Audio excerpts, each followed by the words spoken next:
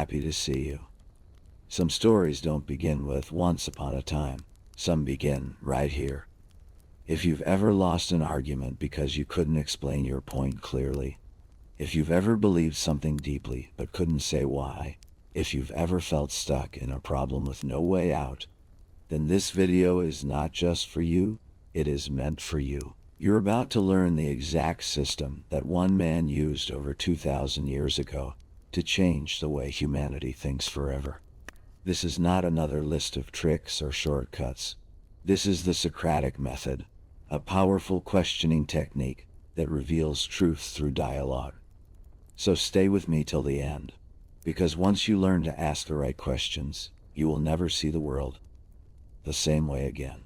Let me tell you about a man who never wrote a single book, yet his method is taught in every law school, medical school, and philosophy class on earth. His name was Socrates, and he lived in Athens, Greece, around 400 BCI. Socrates walked through the marketplace, barefoot in simple clothes, talking to anyone who would listen. He didn't give lectures. He didn't tell people what to think. Instead, he asked questions. Simple, sharp, uncomfortable questions that made people realize they didn't know what they thought they knew. The leaders hated him for it. The young people loved him. Why? Because Socrates proved that you don't need to be the smartest person in the room to find the truth. You just need to know how to ask the right questions. Here's a brutal truth. Most people go through life accepting ideas without ever questioning them. You believe something because your parents believed it. You follow a rule because everyone else follows it. You make a decision because it feels right, but you never ask yourself why. That's dangerous. Because when you don't question your beliefs, you become a prisoner of them. Socrates understood this. He said, "The unexamined life is not worth living." What does that mean? It means if you never stop to ask yourself why you believe what you believe, you are not really living. You are just repeating patterns. Let me explain why this happens. Imagine your mind is like a house. Every belief you have is a brick in that house. Some bricks are strong. They are based on evidence, experience, logic. But some bricks are weak. They are based on assumptions, emotions, or things. Someone told you once, now, if you never check those bricks, your house might look fine on the outside, but inside it's fragile. One strong question, one challenge, and the whole structure shakes. That's exactly what happens when someone asks you to defend your opinion, and you realize you can't. Socrates spent his life going around Athens, tapping on people's houses, asking, "Are you sure this brick is strong?" And most of the time, people realized their beliefs were weaker than they thought. Let's say you were having a conversation with a friend. Your friend says, "Money is the most important thing in life." You nod and agree because it sounds reasonable. Everyone wants money, right? But then someone asks you, "Why do you say that?" You answer, "Because money gives you freedom."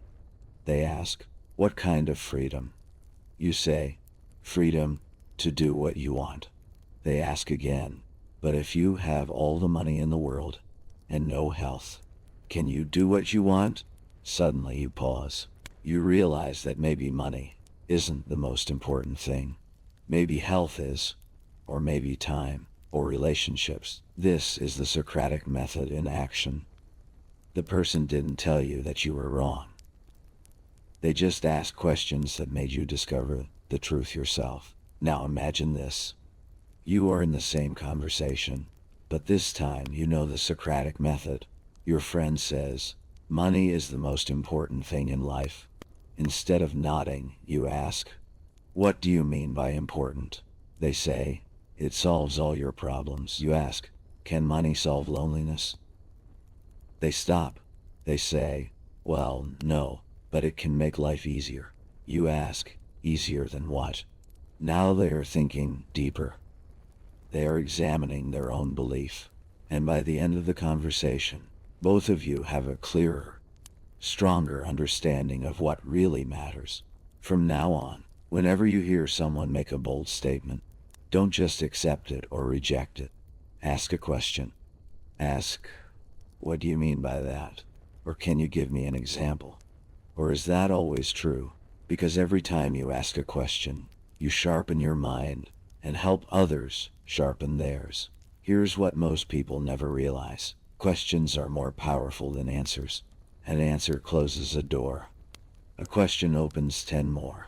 When you give someone an answer, they either accept it or reject it. But when you ask a question, you force them to think.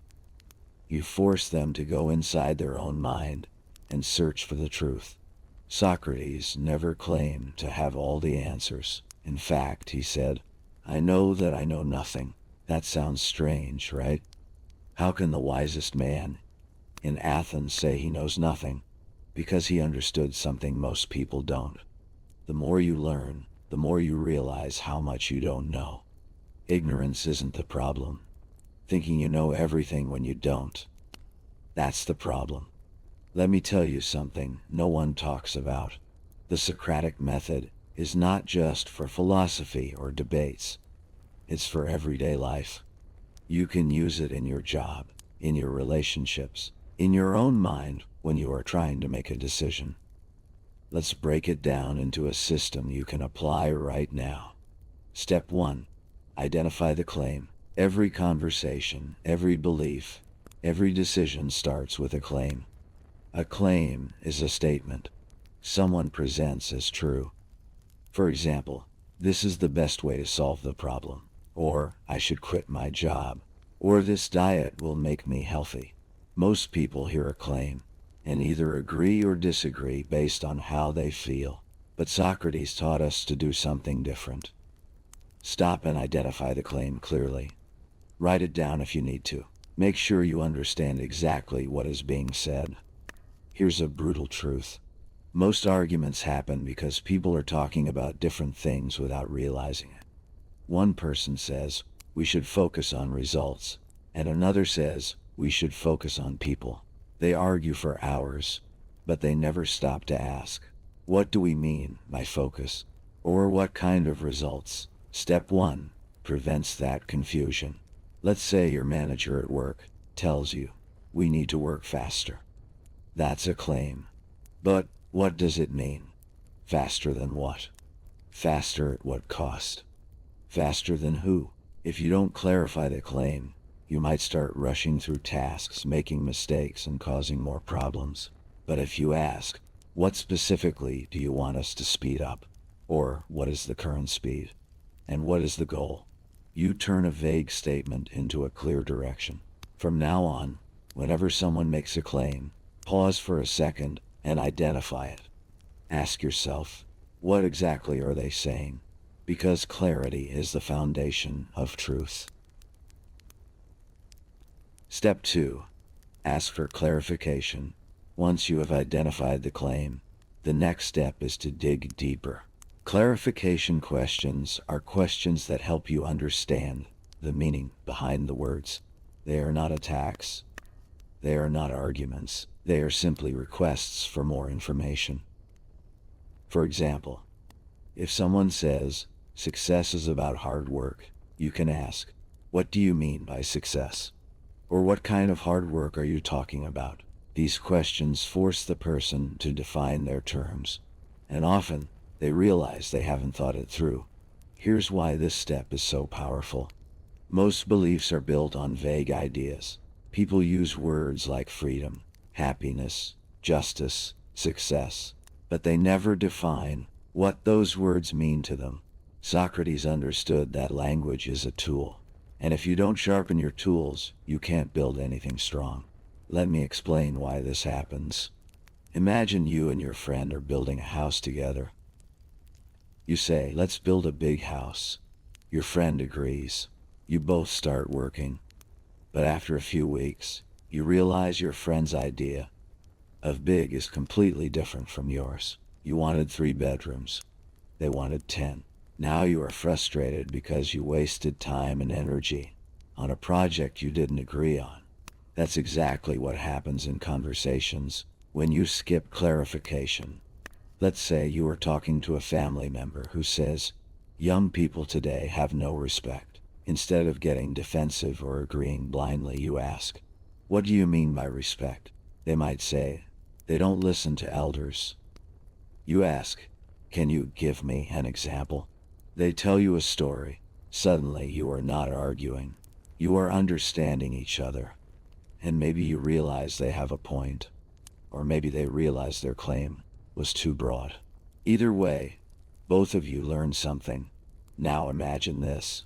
You are making a decision for yourself.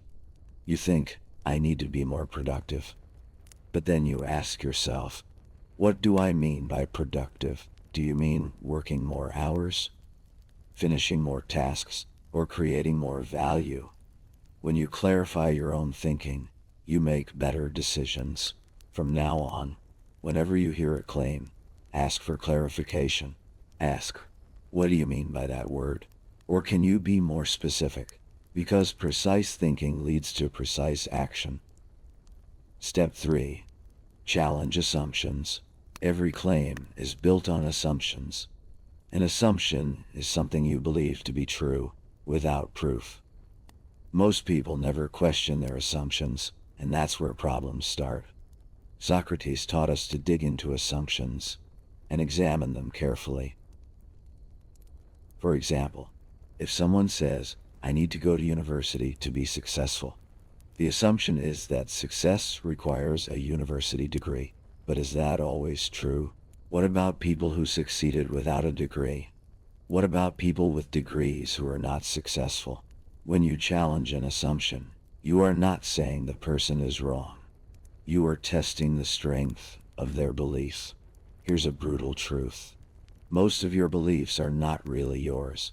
They are ideas you absorbed from your parents, your teachers, your culture, your friends, and many of those ideas are based on assumptions that might have been true 50 years ago, but are not true today. Socrates spent his entire life exposing false assumptions. He would walk up to a politician and ask, "What is justice?" The politician would give a confident answer. Then Socrates would ask, "But what about this situation? Does your definition still work?" The politician would stumble, because their belief was based on an assumption they never examined. Let's say you believe, "I can't start a business because I don't have enough money." That's a claim. The assumption is that you need a lot of money to start a business. But is that true? What if you start a service business that requires no money, just your time and skill? What if you start small and grow over time? When you challenge the assumption, you open up possibilities you didn't see before. Now imagine this. You are talking to a colleague who says, "We have always done it this way, so we should keep doing it." You ask, "Why do we do it this way?" They say, "Because it works." You ask, "How do you know it works? Have we tried other ways?" Suddenly, they pause. They realize they assumed it works just because it's familiar, not because it's the best option. From now on, whenever you hear a claim, look for the hidden assumption. Ask, "What are we assuming here? Or is this always the case?" Because when you challenge assumptions, you free yourself from invisible chains. Step 4. Examine the evidence. After you clarify the claim and challenge the assumptions, the next step is to look at the evidence. Evidence is the proof that supports a belief. Socrates believed that if you can't support your belief with evidence, then it's not a strong belief, it's just an opinion. Here's what most people never realize. Opinions are easy. Evidence is hard. Anyone can say, "This is the best way." But can they prove it? Can they show you examples, data, logic, or experience that backs up their claim? If not, then their belief is weak. Let me explain why this happens. Imagine you are in a courtroom. The lawyer stands up and says, "This person is guilty." The judge doesn't just accept that statement. The judge asks, "What is your evidence?" The lawyer must present facts, witnesses. Without evidence, the claim is worthless. That's exactly how Socrates approached every conversation. He treated every belief like a case in court. Let's say someone tells you, eating breakfast is the most important meal of the day. You ask, why do you believe that? They say, because everyone says so. You ask, but what is the evidence? Are there studies? What do those studies say? When you examine the evidence, you might discover that the claim is based on a marketing campaign from the 1920s, not science. Suddenly, you realize you were following advice based on advertising, not truth. Now imagine this. You are making a decision about your career. You think, I should stay in this job because it's stable. You ask yourself, what evidence do I have that it's stable? Has the company been growing or shrinking? Are people getting promoted or laid off? When you examine the evidence, you make smarter choices. From now on, whenever someone makes a claim, ask for evidence. Ask, how do you know that? Or can you show me an example? Because beliefs without evidence are just guesses. Step 5.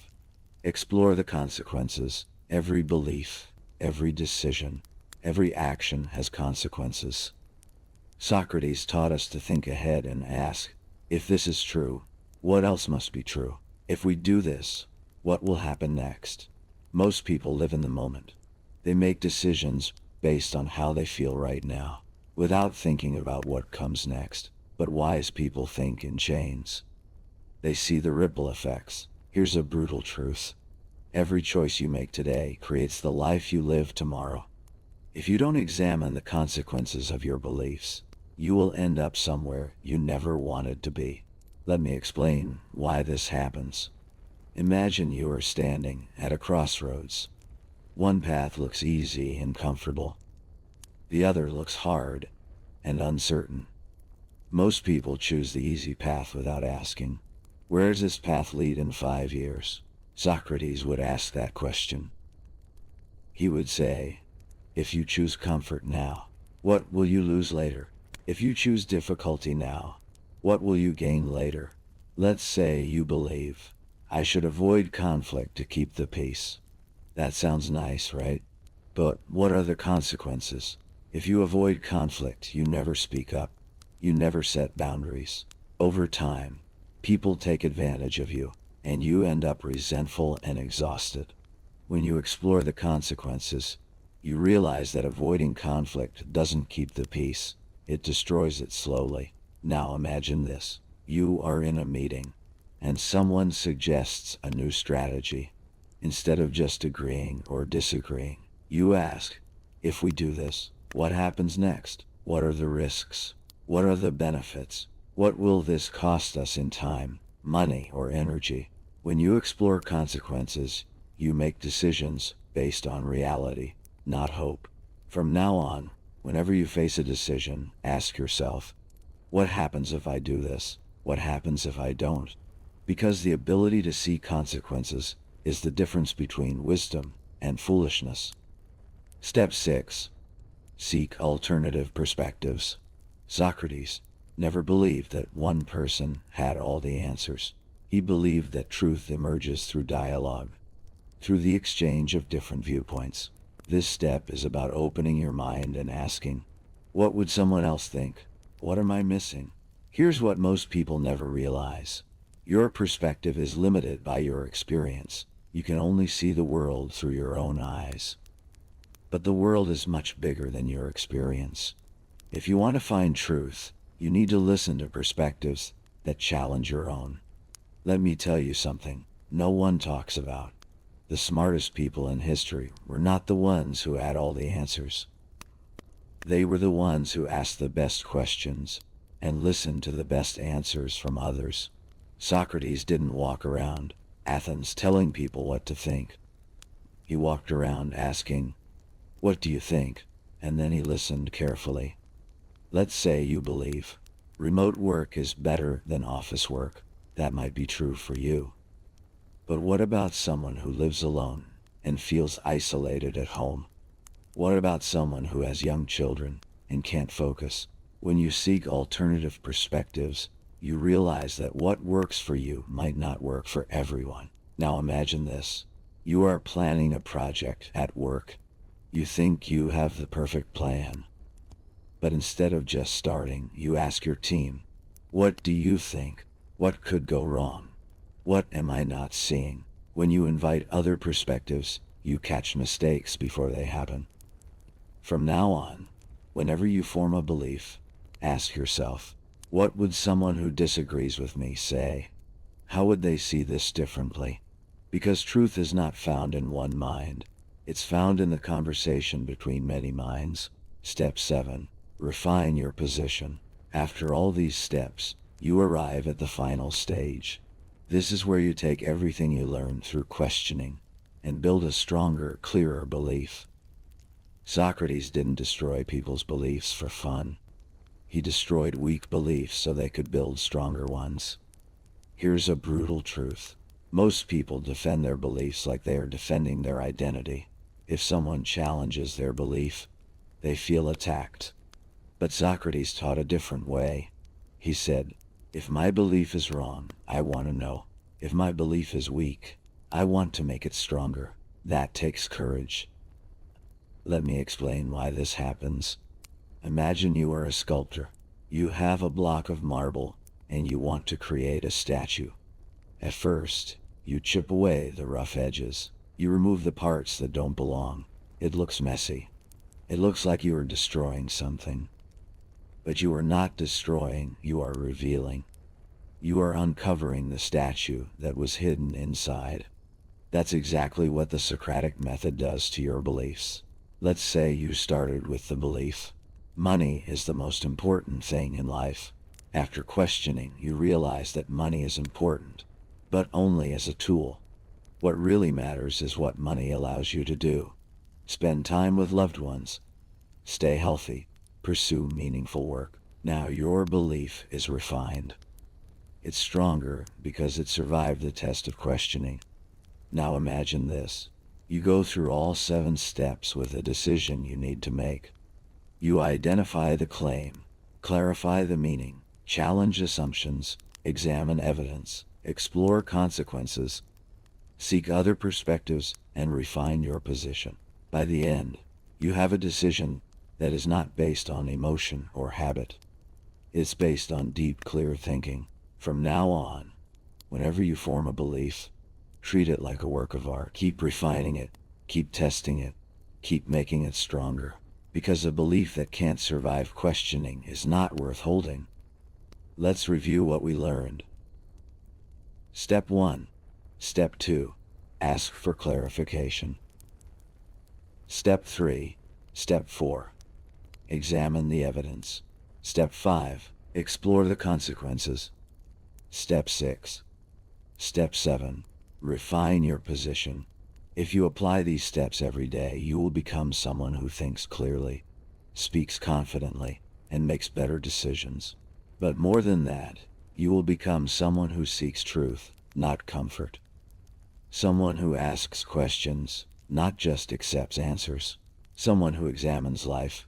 Because as Socrates said, the unexamined life is not worth living. Remember, this video wasn't just about learning a method. It was about improving your English through a real story that teaches you how to think.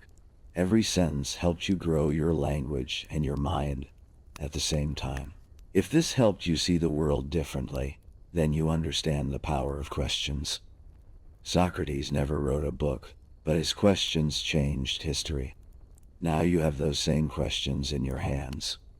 Use them wisely, use them often, and watch how your world transforms. Subscribe right now if you want more stories that sharpen your mind and your English. We don't just teach methods, we help you become a person who thinks deeply and lives fully.